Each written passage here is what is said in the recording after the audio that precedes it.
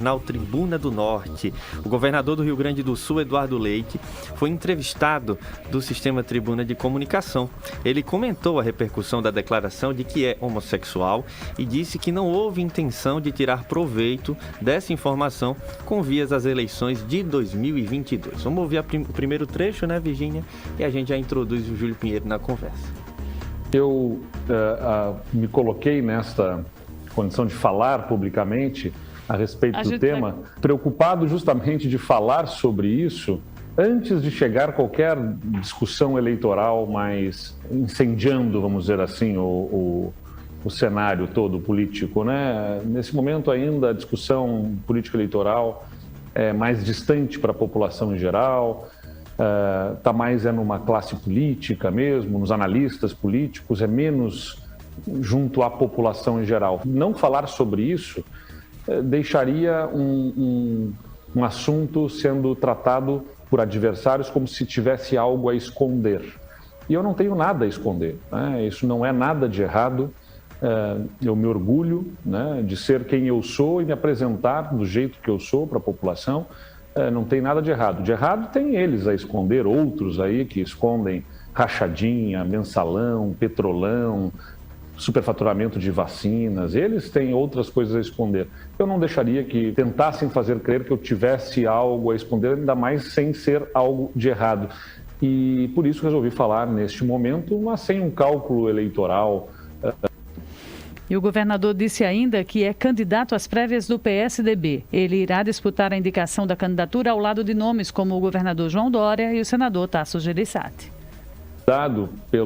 Por deputados do PSDB, vieram ao Rio Grande do Sul, me provocaram para entrar nesse debate, pensando aqui que eu tenho algo a falar para o Brasil sobre o que estamos fazendo aqui no Rio Grande do Sul. Como eu falei, um estado que tem a pior situação fiscal do Brasil, isso quem diz são análises econômicas feitas por consultorias independentes, aí mostram a situação das contas públicas. Eu entrei num estado que não conseguia pagar as contas em dia, viramos esse jogo, o estado tem regularidade nos seus pagamentos, promove investimentos, está se modernizando.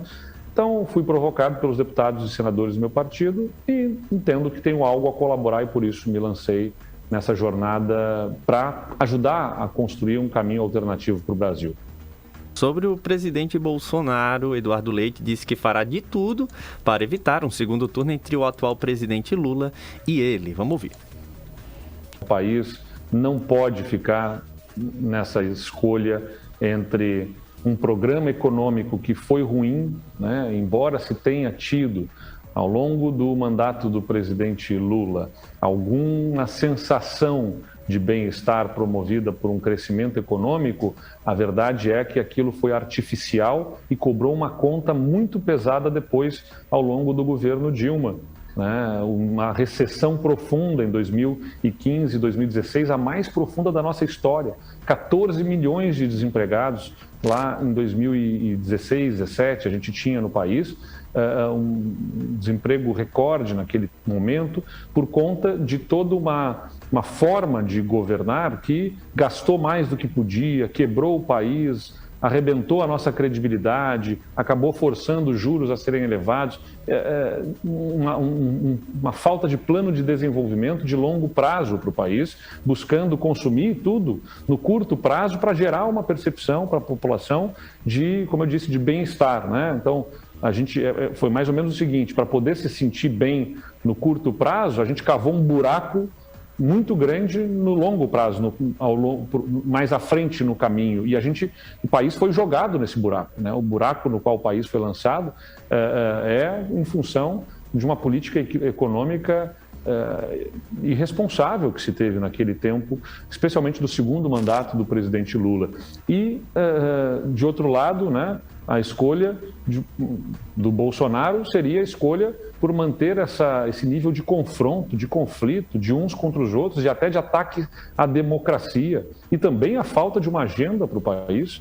Não tem uma agenda, as pessoas não lembram nem o nome do ministro da Educação, que é o quadro mais importante ao lado desse tempo de pandemia, do ministro da Saúde, uma vez que a educação está sendo profundamente afetada pela própria pandemia, não tem projeto e visão de futuro para o país, Trata-se de alguém que ataca todas as instituições, ataca o judiciário, ataca governadores, ataca prefeitos, ataca o Congresso, ataca a imprensa, porque quer exercer de forma autoritária o poder.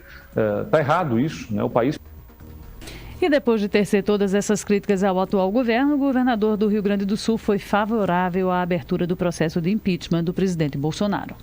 A responsabilidade de ser governador do estado e falando em nome de 11 milhões e meio de habitantes, né? Sou cidadão, sou agente político, mas sou também governador para todos os gaúchos. Tenho uma responsabilidade nesse pacto federativo em relação às minhas posições em relação a esse tema.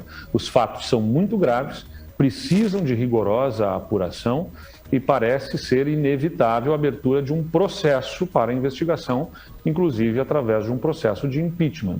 Isso é diferente de defender o impeachment propriamente dito, na medida em que há um processo em que precisa se investigar a conduta, oportunidade de defesa ao presidente, mas o que nós temos até aqui parece indicar que a admissibilidade do impeachment, né, o primeiro passo, que é o presidente da Câmara dos Deputados aceitar a abertura do processo, já há razões suficientes para que submeta a análise num processo organizado, através de comissão e depois do plenário da Câmara, sobre a responsabilidade do presidente ou a irresponsabilidade na gestão da pandemia e pior. Aí, Júlio.